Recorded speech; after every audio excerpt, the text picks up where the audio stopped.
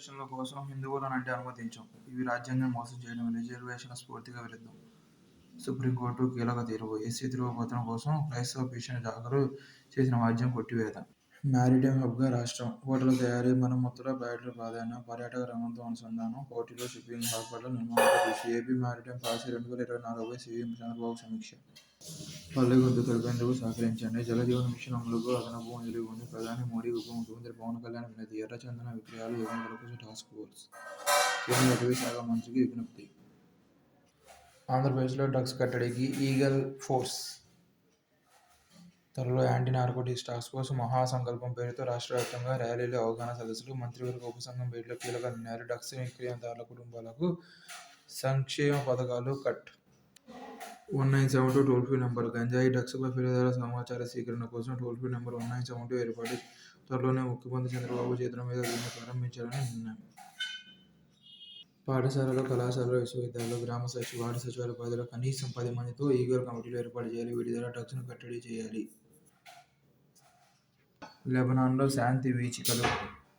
హెజ్బొల్లాలో అమలులోకి వచ్చిన కాల్పుల విరమణ ఒప్పందం. దాడులు ఆపేసిన ఇజ్రాయెల్. బీరుట్ సహా పలు ప్రాంతాల ప్రజలు సంబరాలు. గాజాలో కొనసాగుతున్న ఉద్రిక్తతలు.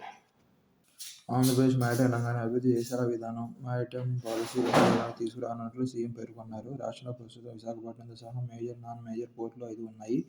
నిర్మాణంలో 4 గ్రీన్ఫీల్డ్ పోర్టులు, 7 పోర్టులను నోటిఫై చేశాము. మొదటి దశ కింద జూలదిన్న, ఉప్పాడ, నిజాంపట్నం, మచిలీపట్నంలో 4 షిప్పింగ్ హార్బర్లను అభివృద్ధి చేస్తున్నాము. రెండో దశలో బుడగట్లపాలెం, శ్రీకాకుళం, పుడిమడక, అనకాపల్లి, కొత్తపట్నం, ప్రకాశం, వాడరేవు, బాపట్ల, బియ్యపుతిప్ప, పశ్చిమ గోదావరి, మంచినీళ్లపేట, శ్రీకాకుళం దగ్గర షిప్పింగ్ హార్బర్ల నిర్మాణానికి ప్రతిపాదనలు ఉన్నాయని పేర్కొన్నారు.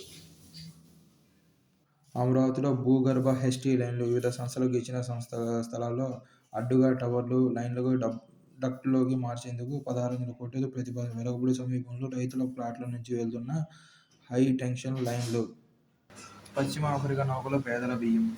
సముద్రంలోకి వెళ్లి తనిఖీ చేసిన కాకినాడ కలెక్టర్. తెల్ల ఎల్ షిప్లో 640 టన్నుల పీడీఎస్ బియ్యం గుర్తింపు. కాకినాడ పోర్టులో సోదాలు.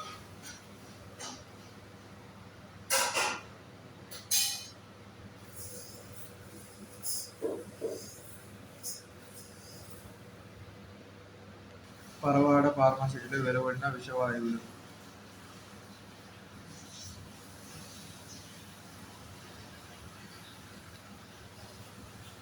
పోలవరం ఎత్తు విషయంలో తగ్గేదే లేదు. 45.72 మీటర్ల వరకు ప్రాజెక్టు నిర్మాణం. కేంద్ర జలశక్తి శాఖ మంత్రి రాజ్భూషణ్ చౌదరి వెల్లడి.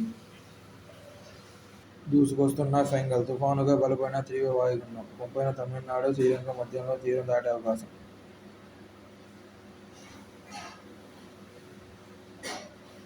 ఫెంగల్ తుఫానుకి నామకరణం చేసింది సౌదీ అరేబియా.